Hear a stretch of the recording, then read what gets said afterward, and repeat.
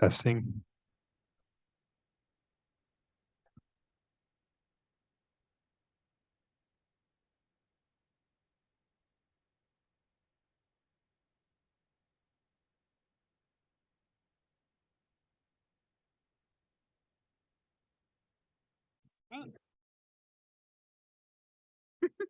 That's a cue for me. Well, welcome everyone to the October 3rd, 2023 joint work session of the City Council, also acting as the redevelopment agency. Please let the record reflect that all council members are present. Councilmember White is online if you'd like to say hello. Hello, everyone. And we have excused Councilmember Lopez and Vice Chair Ritchie. Great. So it looks like obviously at 5 o'clock we'll go into the special redevelopment agency meeting where we'll consider going into a closed session. So we just have this hour for the work session right now. So we have to go over. Anything we want to discuss about that or any questions? Okay, and for the regular city council meeting starting at 6, we'll have the YCC here. Talk a little bit about domestic violence awareness. Well, there's an event happening on October 5th, but it is the month also. Any other acknowledgements anyone has?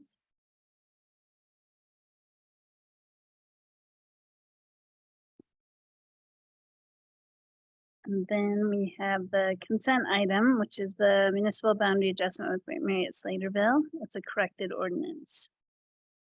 Anybody like to discuss that or have any questions about it?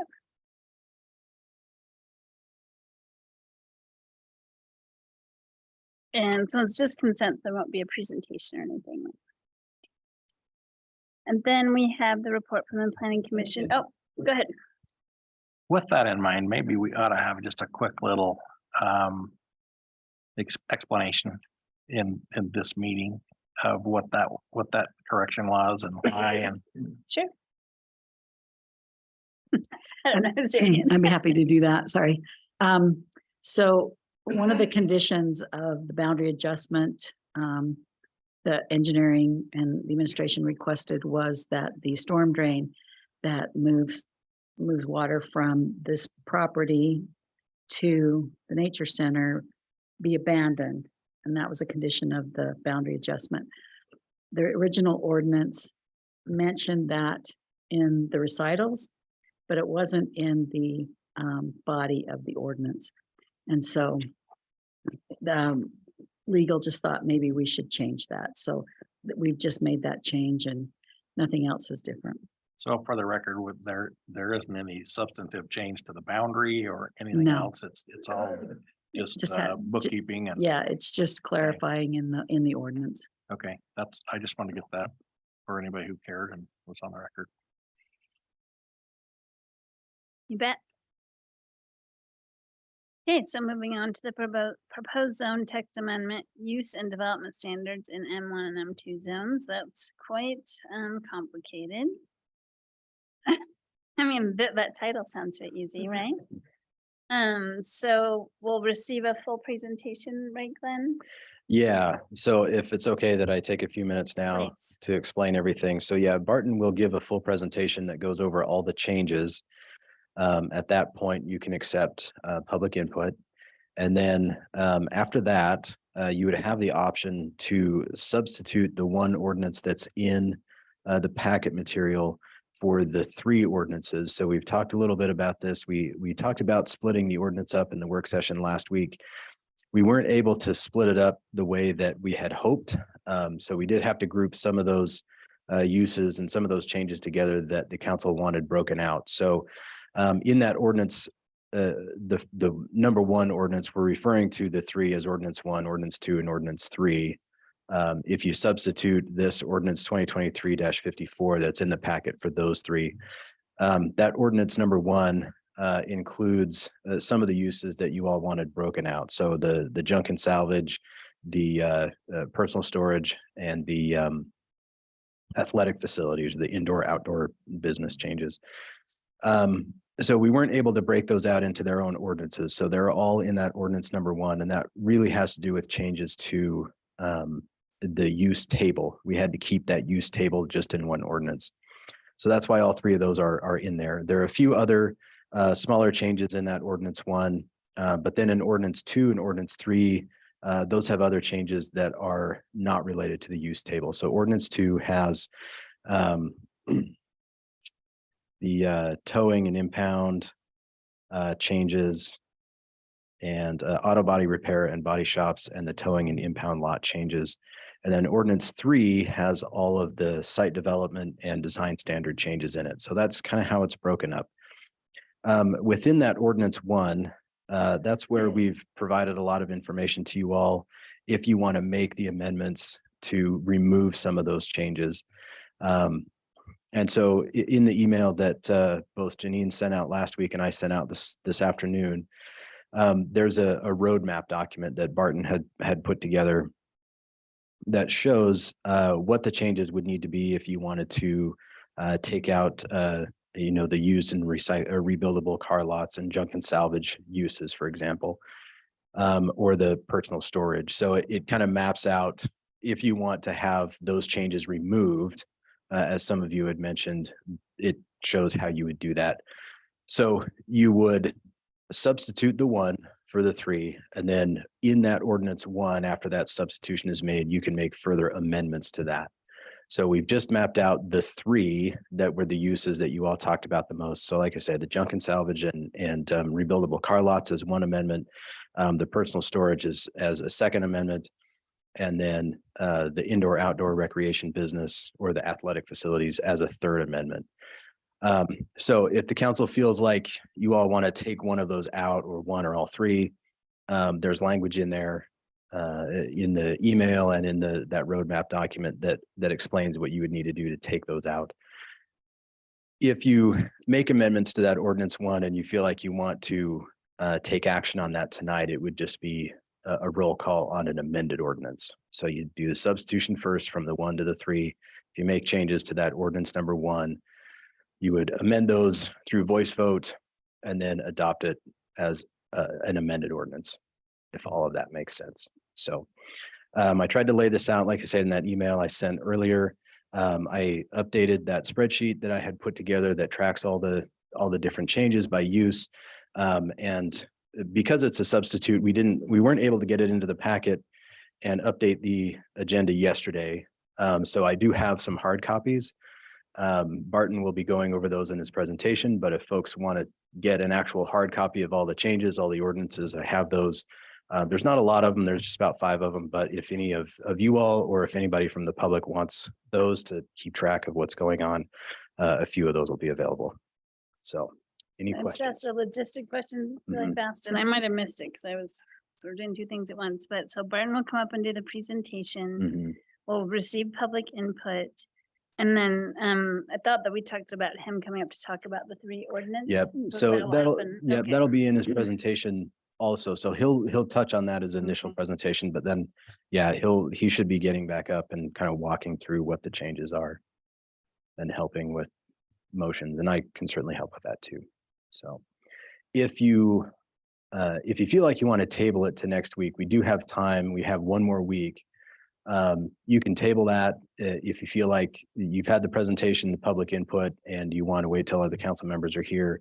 You can table that before you make the changes, or you can table it with direction to do that. And then that way, if you table it with some direction, we can bring clean ordinances back next week. So you have either option if you feel like you want to table it tonight. I know it's a lot of information to absorb. Any thoughts or questions about it? And feel free to chime in, Councilmember White as well. I just want to say, holy cow. Yeah, thanks so much, Glenn and staff, for going through all of that. Would it, sorry, I don't know, Rich, if you were going to just say something. Would it make it cleaner if we wait a week and actually had an ordinance that we don't have to take it, and we're gonna take out athletic clubs, and we're gonna take out this, and we're gonna take out that, would it make it cleaner to do it a different way? That's an option, yeah. And if you make a motion to table, if you have specific direction for us, then we can make those changes and have that back on the agenda. But yeah, then you wouldn't be making substitutes and making amendments and doing all that procedural stuff. So if you all feel like you know which direction you want to go with everything and you want to table it a week, then yeah, you can give us that direction when you table and we can bring back a clean ordinance. That's kind of what I was going to suggest is that, I mean, if we get public input tonight, we have some time to chat about this, we probably have a pretty good idea at that point, what should go or stay or how we'd like to proceed, I think. But, whenever we've had an issue like this one, it seems like it always works when we don't have a full council. And that complicates things really bad. So I would suggest that, I guess I don't know everybody's going to be here next week, but. Well, and I, honestly, when I only spoke to a few people about it, because I was kind of trying to get a gauge on what people were thinking. I think everybody's still figuring out what they're thinking, to be honest. So I agree that having the public input would be really great this evening. And then next week, as far as I know, everyone is able to attend. I will be attending virtually from Washington DC, but Ken will facilitate the discussion. But you'll be able to run the vote meeting. at least. Yeah, I'll be here to vote. So I'll be virtual as long as everything is okay with my travel. But yeah, so that just complicates it further because it's hard for us to get a consensus, maybe even from the small group here of who wants to take what out, although we could discuss that. But then also checking in with Ken and Louise about what they would like to. Yeah. You can do that. Taylor? Yeah, I'd be uncomfortable plowing right straight through with this tonight. It doesn't seem like the right thing to do.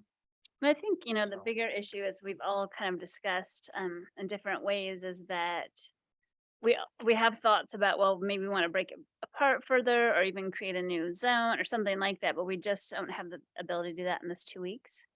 So we have to pass something that we'd be willing to live with.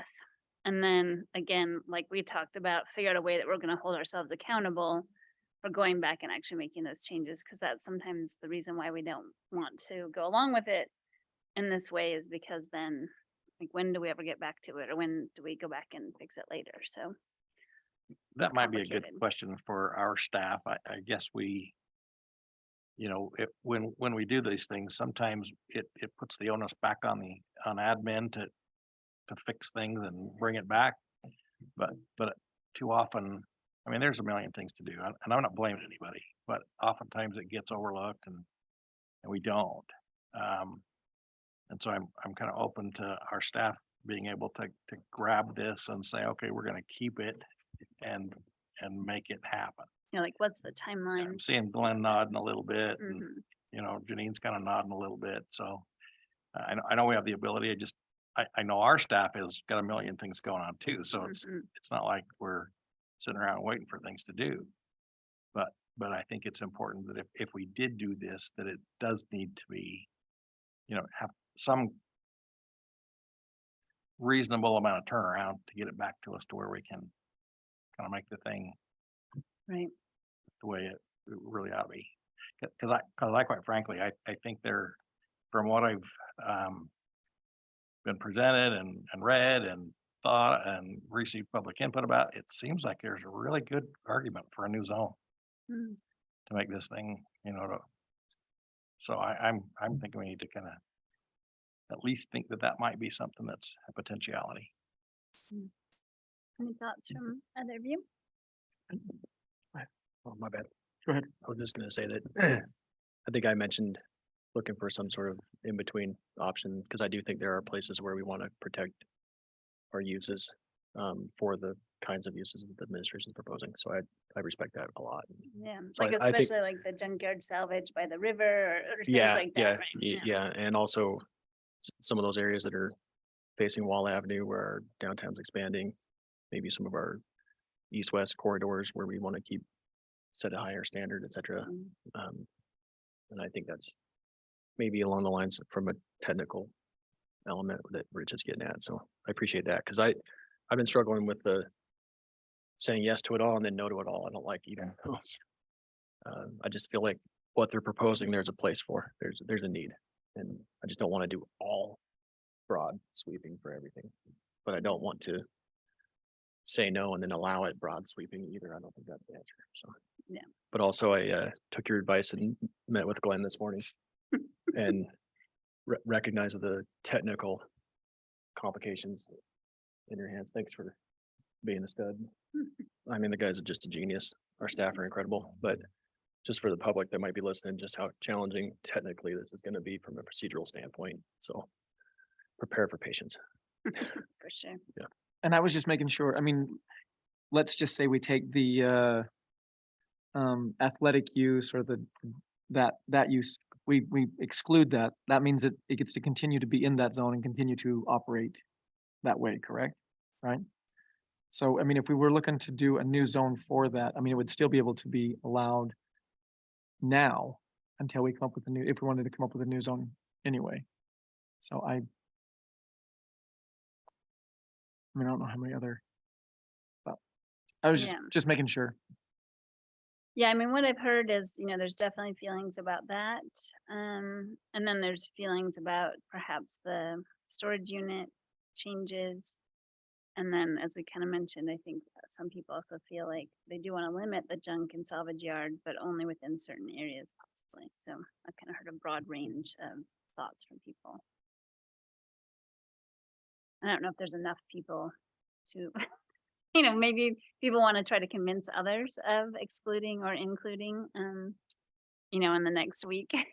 Well, I mean, I think we can see what public comment we get tonight and Yeah. then see, and then, Hmm. yeah, that gives us. and then- Yeah, I think discussion tonight after Hmm. public input is Yeah. gonna be pretty enlightening. Yeah. That's what I expect.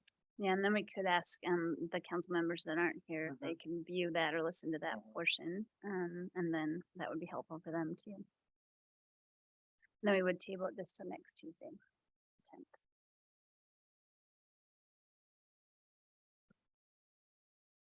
And I'm just gonna say, I think after this, we need to really work with administration to not have this happen again. I mean, obviously, we've already said it's a really complicated issue, and yet we're getting it at the nth hour, trying to figure out a very complicated issue. And so I would, I know Janine, you and Glenn have been working with administration, but just really pushing them not to have us get this at the nth hour and try to have us work through public input and changes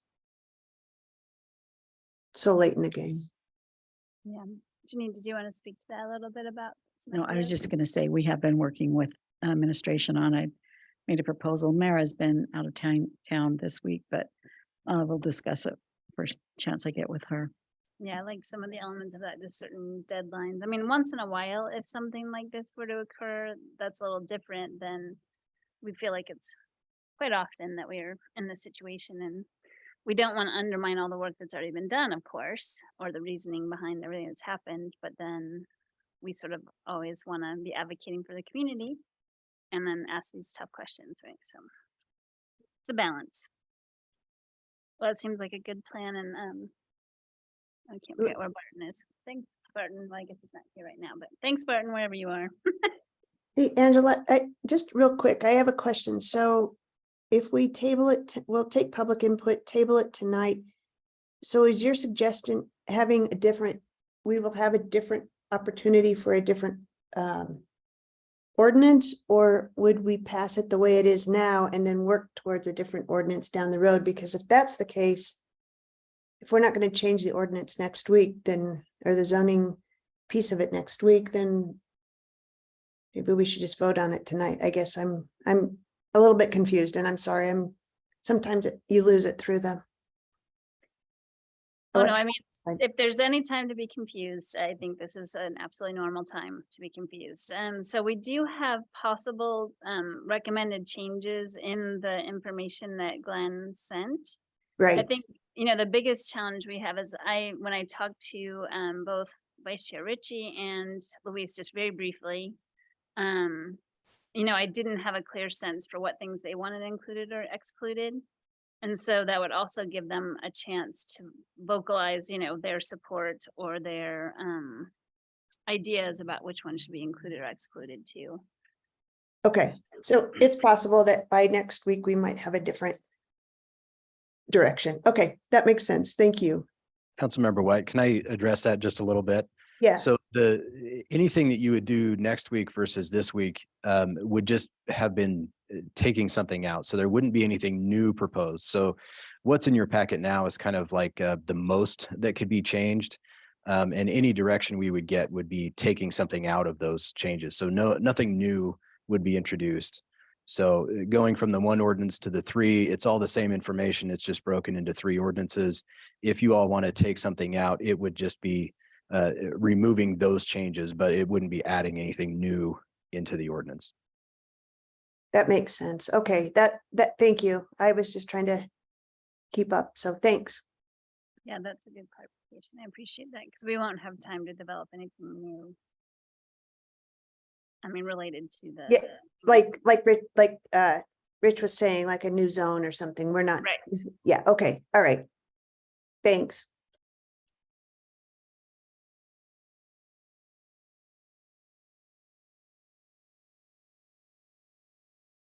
I guess unless I heard that the five of us have a strong feeling about one of these items, then we could go forward and exclude something.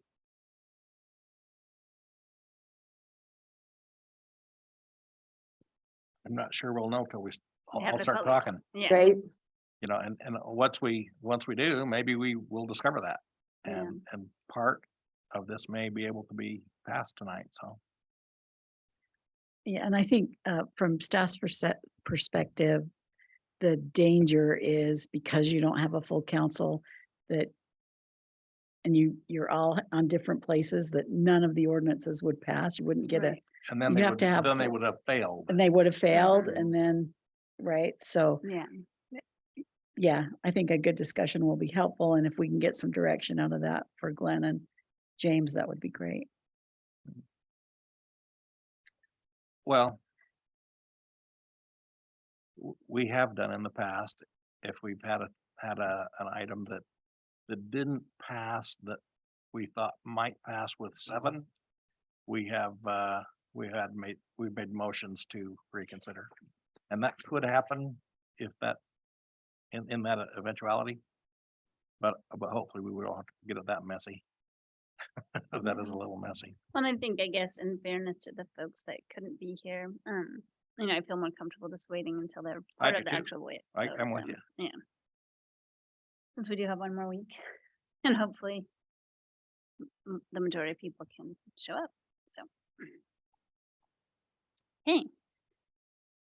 I'm sure we'll have more questions about that, so feel free to bring it back up as we move along. So then we also will have this evening the communications plan for the proposed Union Station campus master plan development framework. I mean, how many words can be in that? I can't even get over it when I say it. Well, the funny thing is, like, having this on there as this communication plan, this was my idea a long time ago, and it keeps coming back to bite You me. have to So do it every time. I kind of regret coming up with this idea of extending an item because I have to do it every time. Just to mention in here, I don't have a timeline for the framework plan. I'll offer up some details and some dates for the Union Station campus master plan itself. But we've got a meeting later this week to talk about how all of our master plans and community plans and everything are going to fit in as we continue to plan for downtown. So after that, later this week, I'll probably have a better idea of how we're going to treat the framework plan going forward. So, but I'll Thanks. basically say the same thing in the meeting. Any questions about that? Okay, well, I think we can move on to our work session agenda since we're running short on time now, but it's definitely complicated. Okay, great. Well, we're excited to welcome both Kathy Fuentes and Jeremy Smith, who are going to talk with us a little bit about the fiscal year 2024 annual action plan amendment number 1, and then the fiscal year 2023 consolidated annual performance evaluation report. Oh, please. Yeah, absolutely. Hi, everyone. I'm Kathy Fuentes. If you don't mind the people online, I can hear you. Hi, everyone. I'm Kathy Fuentes, Senior Community Development Coordinator. I'm happy for your time today to talk about the Annual Action Plan Fiscal Year 24 Proposed Amendment Number 1. Thank you for your time today. Let's see. There we go. Okay, have a short review of the 5-year consolidated plan, the annual action plan for fiscal year 2024, and then the proposed amendment for action plan fiscal year 24. We'll just briefly discuss the HUD home match requirements, the Ogden program changes, new HUD home value limits, and the CDBG low mod income benefit certification period, and our schedule for the adoption of the amendment. So the 5-year consolidated plan is the mechanism in which the city receives HUD funds. It's the application to renew HUD entitlement status for 2 grants: the Community Development Block Grant, CDBG, and the Home Investment Partnerships Grant, we call the Home Grant. It's a strategic planning tool, and it outlines what the city plans to do with HUD funds for the 5-year period, and it requires citizen participation. And if it's not specified in the con plan, then HUD funds cannot fund the project. So amendment would be required to significantly change programs, beneficiaries, or the budget.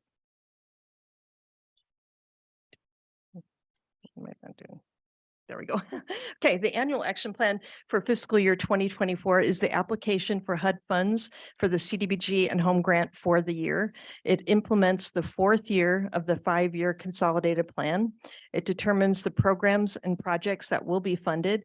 It details the budget for the HUD funds for the year, and it describes the goals to be accomplished with HUD funds. And it requires citizen participation. We have a citizen advisory committee and a 30-day public comment period.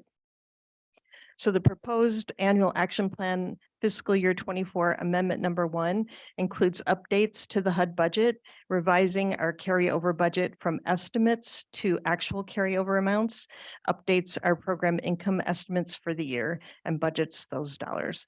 It also includes a change to the Ogden program budget and goals for the year, and it implements the HUD's home match requirement. It adopts the 2023 HUD home ownership value limits, which we'll explain, and it adopts a 1-year CDBG overall low to moderate income benefit certification period, which is the HUD, which is HUD, HUD language. Just one slide. If you go back one, what is the change in the goals? You know, We're increasing the budget and goals, but we have a slide on that. Okay, so. For the don't ask Ogden. yet, okay. Yeah, there's no programmatic changes, just budget and goals. Okay, the budget is not making a significant change. Really what's changing is we have less carryover of entitlement and more program income. It was the timing of our projects that include that. We're just tweaking the budget to demonstrate what's really happened as of June 30th. So the overall budget for HUD funds is decreasing by $34,385. Not a significant change, but here are the budget changes by program. So the Ogden program is the one program that we're proposing a significant change. Our budget is $250,000 of home funds. The proposed changes to increase that by an additional $350,000 to bring that to a $600,000 budget. And we will assist 50 home buyers with down payment assistance loans. So the goal would increase from 25 to 50. No changes to the emergency home repair program, the public target area improvements. The change is just carryover dollars. So the budget hasn't changed for the program. It's just what the dollar amount is of June 30th. We're increasing our CHOTA, which is a community development housing organization. So the home grant requires that 15% of entitlement go to a nonprofit, which is HUD calls a community development housing organization.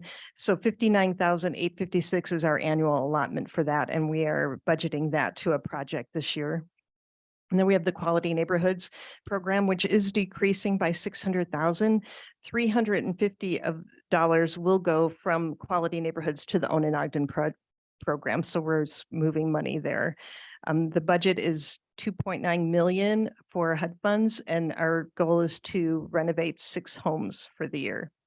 So the HELP program is not part of the HUD program, but we're including here, it's non-federal funds, and we're increasing the budget by $30,513, and that is the carryover change that's happening.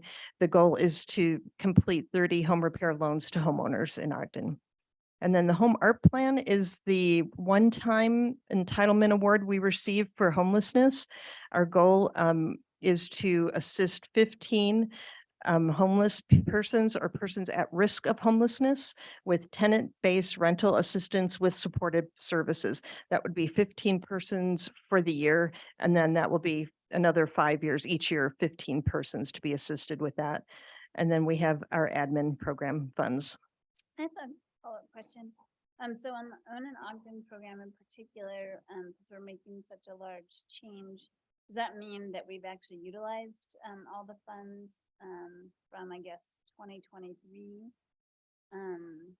for 25 families? I guess what I'm saying is, so it's been working, so now we want to add on 25 more.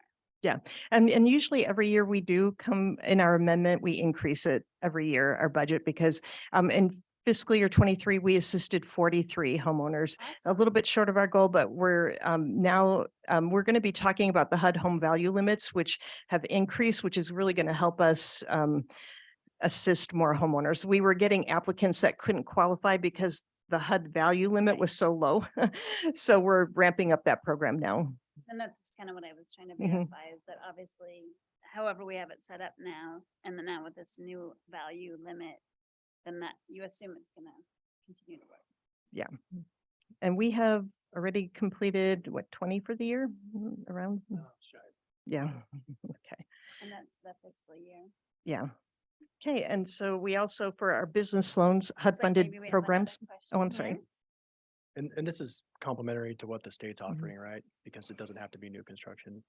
for There the- are several different programs out Right. there. Go ahead. There's a lot of them. Mhm. Yeah, this is separate from that, but It it is can separate, go but- with it. But it's Mhm. it's complementary Yes, because it yeah. doesn't have that new construction requirement. Exactly. Okay, thanks. Okay, and for our business HUD funded program budgets, no changes to special economic development projects or the small business loan program or the micro enterprise loan program. The CDBG CV program, which is for job creation, these are CDBG dollars that are COVID related, are just carryover dollar amount changes. There's no significant change to the budget there. Any changes, questions on that? Mhm. Well, and Marcia, just feel free to jump in, because I don't want you to feel like you are left out. Okay, a brief explanation of the HUD home match requirement. So when we receive the home grant entitlement, it requires a 25% match from non-federal funds. So our fiscal year 24 entitlement grant is $399,043. In prior years, HUD has waived Ogden's home match requirement due to the high poverty rate and the low per capita income for Ogden residents. But new data shows that there's been a 3% reduction in poverty citywide and a $20,319 increase in annual per capita income for Ogden residents. With this data change, Ogden no longer qualifies for a home match waiver. So our proposal includes increasing the Own and Ogden budget by $100,000 to help meet that requirement. And then the quality neighborhoods would have the remainder of the home match dollars budgeted there to meet the requirement for home match. And that data is based on 2023, you said? You know, HUD's data kind of lags behind. They just published it like in September. So I'm not quite sure what source data they're using, but it's from HUD. Okay. Kathy, So- I have some questions about that real quick. Mhm.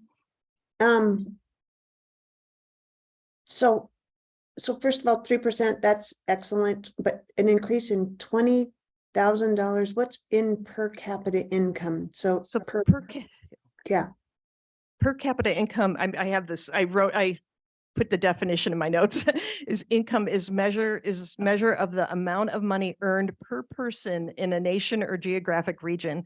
Per capita income is used to determine the average per person income for an area and to evaluate the standard of living and quality of life of the population. So that's the definition they use for per capita income. Wow, that's a lot. It is. And then and maybe you're gonna answer, maybe you did answer it and I just didn't hear it, but where are we gonna get that 25% match?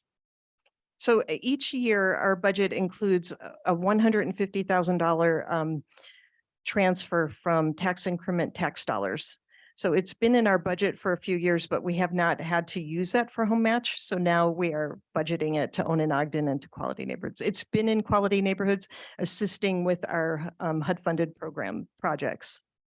But now it's going to be specifically tied. So when we do a home match project, the home match has to meet all of the requirements of home. So if we're going to use those dollars, they have to benefit a low to moderate income person with housing benefits, just like our regular home dollars, but they have to come from a non-federal source. So it is in our budget already. So coming from general fund or something like that, or? Tax increment dollars, yeah, From the haircut. I all don't know. those property- Yeah, all those things, the Housing housing fund. fund. Does that answer your question? So the bottom line, is there's no additional funds here. It's always been part of the budget. We've had it this way forever. It's just that we haven't had to use those funds to go directly to the home projects. It gives us some flexibility with those, and that no longer would be waived. We now have to use those funds directly to the home program. So the home match essentially becomes home dollars, if that makes sense. It doesn't require us requesting more funds for this to work. At this point, yeah. Yeah, it's just the waiver is gone and it just puts more strings on the money that we have for these programs. So, and can I ask one more question? So where we received, and I'm just gonna, where we received $100,000 before and didn't have to have the match, now we're going to receive 75,000, but we'll need the 25,000 to have the match. Or will it be 100,000 and then we have to have 25,000, so it'll be 125. Will we be able to spend 125,000 or will it just be 100,000? Or 390? So we have a HUD entitlement grant of $399,043. We subtract from that our CHOTO and our admin because they're not qualified. They're not needing to be matched. But whatever is left in that entitlement, every dollar that we draw from the federal treasury has to be matched. So whatever we spend, that amount has to be matched Okay, from the perfect. entitlement. Mhm.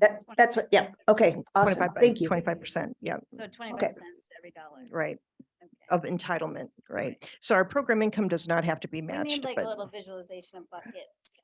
Well, I could do that next time. I'd be happy to do that.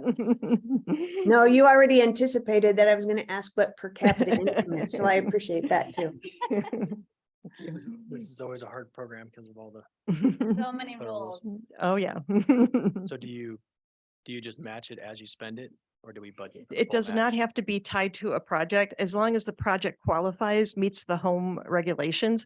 So it can be just a totally separate project. We can do 5 own in Ogdens with home and then do 1 with home match. It's not actually has to be tied to any project. It's just the dollar amount has to be matched. Okay. Okay, so here's our own in Ogden program. Our budget is 250,000 of home dollars, and our goal right now is 25 down payment assistance loans. The proposal is to increase the home funds to $500,000 home funds and 100,000 of home match. That will bring the budget to $600,000 and increase the goal to 50 down payment assistance loans for the year. So HUD also has another rule, the home ownership value limits. These are set by HUD each year, and it determines a maximum purchase price for a home funded housing project. So in annual action plan fiscal year 24, the start of this year, we adopted a 2022 housing market study, which increased our home value limits that HUD had set. HUD set them at 347,000 and we increased them to 380,000 by doing our own housing study. The HUD data tends to lag behind. So it didn't really reflect the current market. So our HUD's 2023 home ownership value limits were just published in September, and they increased the home value limits to 428,000 for a single family home. So the proposal is just to adopt the HUD value limits for the year. So how do you, looking at the home prices that we have out there right now, will this still be a challenge to hit 420? Hey, Angela, I can't hear you. Oh, so sorry. I was saying, will this still be a challenge, even though they've increased it with the current home prices we're seeing? Will it still be kind of challenging to find a home that is at this rate? Yeah, I think anyone trying to purchase home at any price range right now, it is a challenge. And so this does help more people that need the help get in, that just we're finding homes that the limit was capped and they couldn't take advantage of this program. So it will help that. But the fact is there's just a very small amount of inventory out there in this price range. And until that changes, it will continue to be a challenge. Okay, now we have the CDBG overall low to moderate income benefit certification period. So the annual action plan requirement requires us to declare a certification period, either 1 year, 2 year, or 3 years.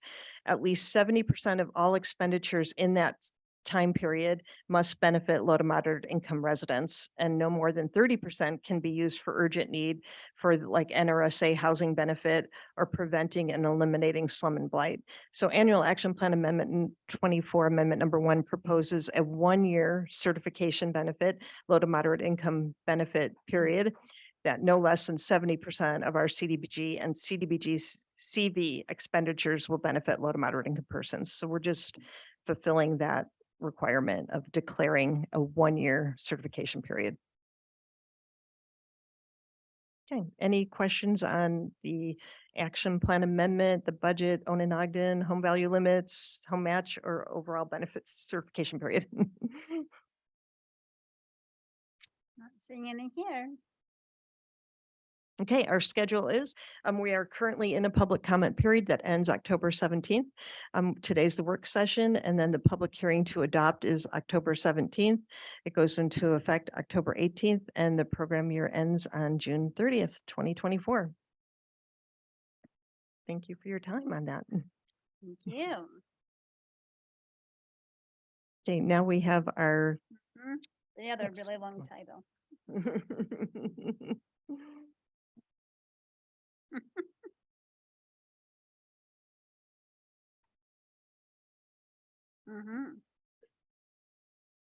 Okay, hi everyone. Kathy Fuentes again, Senior Community Development Coordinator for Community Development. And thank you for your time to hear about our Consolidated Annual Performance Evaluation Report for fiscal year 2023, our CAPER 2023.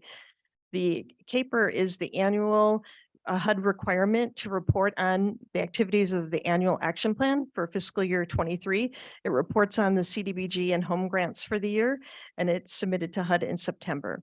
It includes an outline of the CDBG and home expenditures for the year, a summary of federally funded accomplishments, and it addresses HUD required narratives. There we go. Okay, in summary, our budget for CDBG and home funds totaled $7,846,397. Of that, we spent $4,408,396, which left us with a HUD balance of $3,438,001.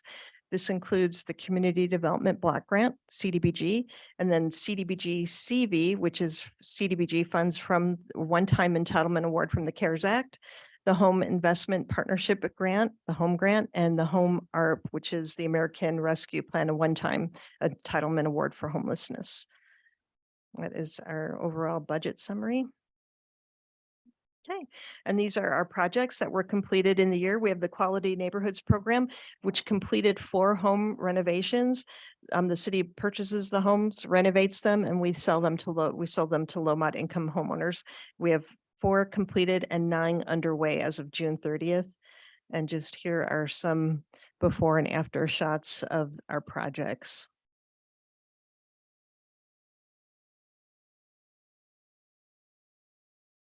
Correct. We had one just outside of East Central Law in Harrison. Yeah. Love that green color.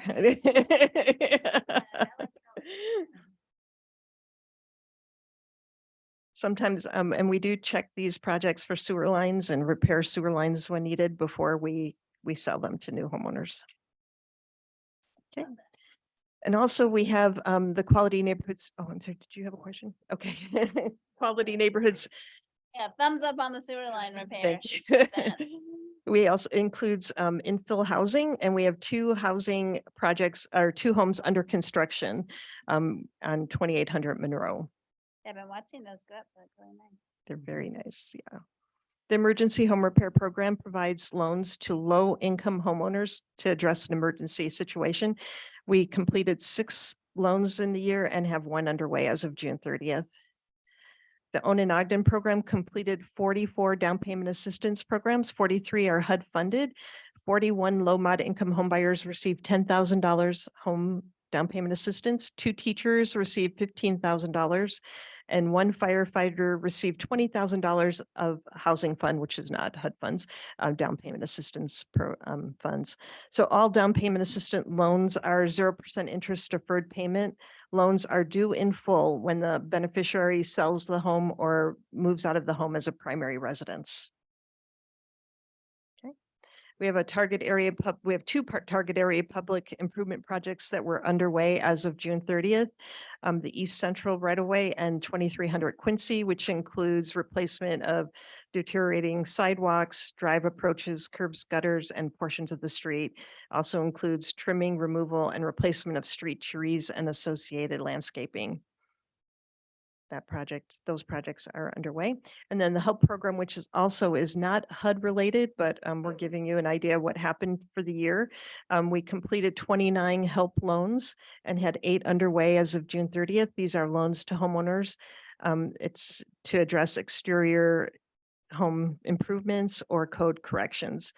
And there's a list. A lot of home owners are getting they'll be doing fencing and trees. That's why the count is more than 29. Usually there's a couple items that they're addressing at the same time. So roofs is the big item and sewer lines also are a big item. Kathy, Mhm. how do we promote that? And just to give you a pitch, a time for a little pitch, how would people go and apply for that? You want to So, introduce yourself? Yeah, sorry, Jeremy Smith, I'm the Community Development Manager. The way we promote this are a couple of ways. There's a ad in the monthly utility bill that comes out, and it's just a real simple thing it's kind of a plug for the HELP program. We also have just our own internal marketing, not internal, but we have contacted folks in the permitting department. So if people come in and need help with something, we're a great resource. Say, hey, you're trying to get a sewer line replacement or something, they can send them to us if if that's a good fit for them. And then we also have mailers. We send out things, we target certain neighborhoods, like this is maybe a great place for some that need some help. And so we'll do some direct marketing there. Just so you know, this year, since this new fiscal year, not related to the caper here, but we've had a record number of applications submitted for this. We've never had so much people applying for this program. It's to the point now where we're having to neck back on being able to loan out money. So we don't loan everything out and then can't provide it. So it's a unique challenge we haven't faced before, but it's just a high demand program. So do people use this? They go to the second floor? Do they go where They come to the first floor. So it's just the Community Development Division. So So they gotta They make can an also appointment. apply online. If you Google Ogden City Help, it comes right up. Okay, thank you. Yep. And so, when you're saying you kind of have to hold back some funds, are you prioritizing based on the level of emergency or? no, and we thinking wouldn't about hold back as far as saying we'll give it to some people, not to others. It would be basically say we have pushed pause on the program. We'll no longer be able to do loans until, we next regroup. year. Yeah, Mhm. something like Okay. that. But yeah, That makes we don't have a selection process. It's just first come, Mhm. first serve. Good to know. It's been a very popular program this year. The Micro Enterprise Loan Program completed 5 loans and had 1 underway as of June 30th. These are loans to low to moderate income micro enterprise owners to expand or start a business in Ogden. they must be low to moderate income to qualify. A micro enterprise is 5 or fewer employees, one of whom is the owner. Micro enterprise owners with less than 3 years experience are required to attend technical assistance training, which we pay for, which is in the next slide. And loans are up to $90,000 and up to 12% interest. They receive lower interest rates if they have collateral, experience, and depending on their financial statements and underwriting. And these are the businesses that receive loans, completed projects in the year. And then the micro enterprise program also has technical assistance. 9 low to moderate income micro enterprise business owners completed training, and 9 were in training at the end of the fiscal year. So they complete the training, and then Ogden City pays for the training amount And that's through Swazo. through Swazo right now. They are I was providing vaguely this. seeing there. Yep, that's Swazo. They Yeah. just had their 20th anniversary, which is amazing. I didn't Yeah. think that's how they- Okay, the small business loan program has 3 projects underway that will be job creation retention projects. For every $50,000, they must create 1 full-time equivalent job. Most are unable to get bank loans, and these are loans up to $50,000 and up to 12% interest. Again, lower interest rate depending on collateral, experience, and financial statements and underwriting. It's offered citywide, but they must be able to pass the underwriting. The Business Recovery Fund, job creation. This is the CDBG CV, which is the CARES Act funding. All CDBG rules apply, but for this funding, they must be responding to the coronavirus pandemic. So these are loans to businesses to recover from the coronavirus. They can receive up to $85,000 if they can create or retain 1 full-time job. And 1 project completed, that's P&P Coffee. They created 1 full-time equivalent job during the year. So the Business Information Center is a public service facility offering workshops, seminars, and free counseling and a business library. 158 persons were served. The mission of the BIC is to provide education, training, and free information to help entrepreneurs start, operate, and grow their business. And the BIC offers services in the Ogden's NRSA, the Neighborhood Revitalization Strategy area. Special Economic Development Projects have 2 projects underway. These are loans to businesses that will be creating jobs. And the Special Economic Development Projects facilitates and stimulates capital investment through a wide variety of activities. And these 2 projects will be job creation projects that are underway. The Home ARP allocation plan has been approved in 2021, September 2021. Ogden City was awarded 1.6 million of the American Rescue Plan, the Home ARP grant. These are funds specifically to address homelessness. HUD approved the Home ARP allocation plan, which is going to provide tenant-based rental assistance with supportive services to homeless people and those at risk of hopelessness in Ogden. And the Ogden Housing Authority was selected as a subrecipient through an RFP process, and the program development was underway as of June 30th, 2023. And now, as of today, we have a couple applications of people in line for assistance. Okay, and here's just a snapshot of what happened in the year, our programs, accomplishments, and the expenditures for the year. Any questions on our program projects or accomplishments?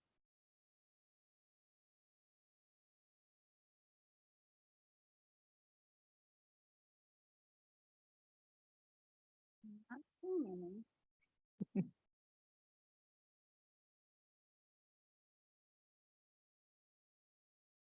Okay, thank you for your time.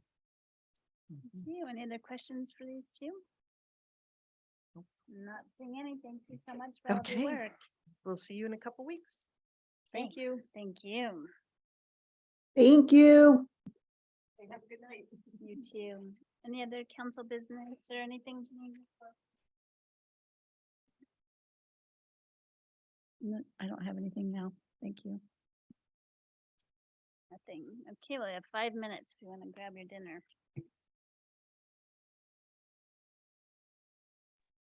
Should I just stay on this Zoom? Eric's saying yes. Okay, Oh, are there people online? Okay. So they will need to leave and then they won't be able to get back in. Oh, okay. For those of you that are listening in on the Zoom meeting, you will need to leave the meeting at this time so that then you'll be able to be let back in at the 6 o'clock public meeting.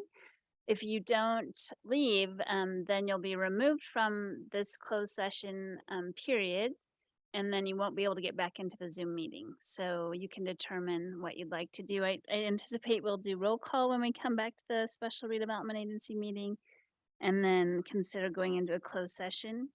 And then we will reconvene at the City Council meeting, public meeting at 6 p.m. if you'd like to rejoin.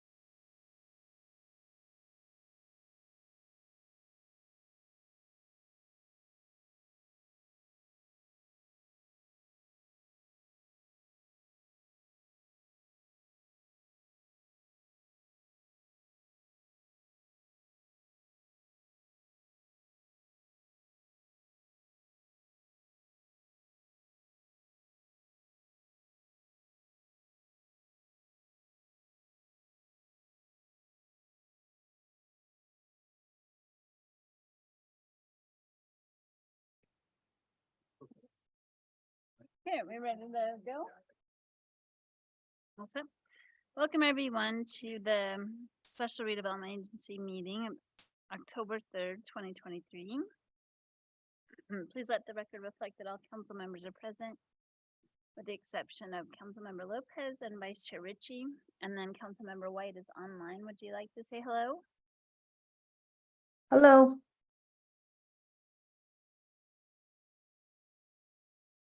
Is Marcia still there? Oh, we believe she's still there. We'll see what happens.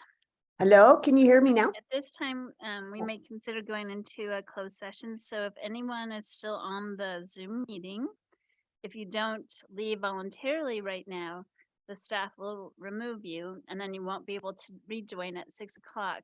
So please just leave of your own accord. Okay, I'm just making sure it's gonna happen. Okay, would anybody like to make a motion to consider going into a closed session? Chair, I'd make that motion that we go into closed session for one of the 7 items listed. Second. We have a motion from Councilmember Hire, a second from Councilmember Nadolski to go into the closed session. This is a roll call vote. Board Member Blair. Aye. Board Member Dolsky. Aye. Board Member White. Hi. Chair Chaburka. Aye, and that passes. You still on there?